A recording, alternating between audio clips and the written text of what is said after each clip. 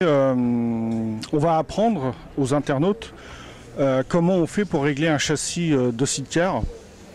Et pour commencer, on va commencer par les pneus.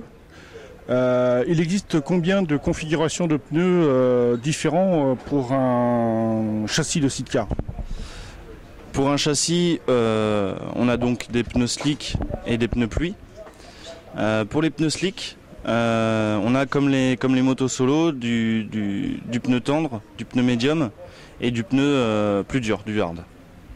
On a aussi des pneus intermédiaires qui sont des pneus slick hyper tendres mais qui sont retaillés. Et pour les pneus pluie, on n'a qu'une seule gamme de pneus pluie. Très bien. En ce qui concerne est-ce qu'il existe un mixage de pneus et à quelle occasion? Ouais, on peut mixer les pneus slick de l'avant ou de l'arrière selon le revêtement de la piste. Si la piste est un peu plus abrasive et la température un peu élevée, au niveau de la roue arrière, on aurait tendance à mettre un peu plus du pneu hard pour qu'il tienne plus la distance. Et voilà, au niveau de la roue avant, on est un peu plus sur du tendre ou du médium. Et la roue du panier est la même chose que la roue avant. Quelle est la durée de vie d'un train de pneus de sidecar, sachant qu'il y a 3 pneus forcément? Alors pour jouer la tête du championnat, la durée de vie des pneus, le pneu arrière fait les 2 courses du week-end, peut faire les 2 courses du week-end si le revêtement, comme je disais, n'est pas trop abrasif. Sinon c'est un pneu arrière par course parce que ça burn beaucoup un sidecar. Par contre, vous avez une série de petites astuces. Alors, parle-moi un petit peu du dégommage de pneus et à quoi ça sert. Alors oui, on dégomme les pneus pour augmenter un petit peu leur durée de vie.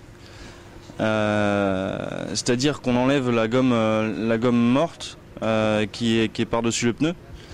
On l'enlève pour la session d'après pour gagner ces 2-3 premiers tours qui nous permettent, si on ne le fait pas, qui nous permettent les premiers tours, on peut attaquer tout de suite en dégommant le pneu. On a tout de suite une gomme propre. Donc, sinon, il faut attendre quelques tours pour enlever cette gomme morte et repartir sur de la bonne gomme. On peut dégommer un pneu combien de fois? Autant de fois que le pneu ait encore une bonne adhérence. Je dirais qu'un pneu peut être dégommé 5 fois environ. D'accord. Maintenant, parle-nous de la pression de vos pneus sur un sidecar. Sur les sides, c'est des pneus basse pression. C'est-à-dire que c'est une carcasse assez souple. Pour les pneus en moyenne, sur du sec, on met 0,8 bar, 0,8 kg dans les roues. Ça évite que le pneu bombe de trop, puisque ça ressemble aux pneus de voiture. On n'aurait pas assez de surface au sol si on les gonfle. Par contre, c'est pas du tout la même opération pour les pneus pluie.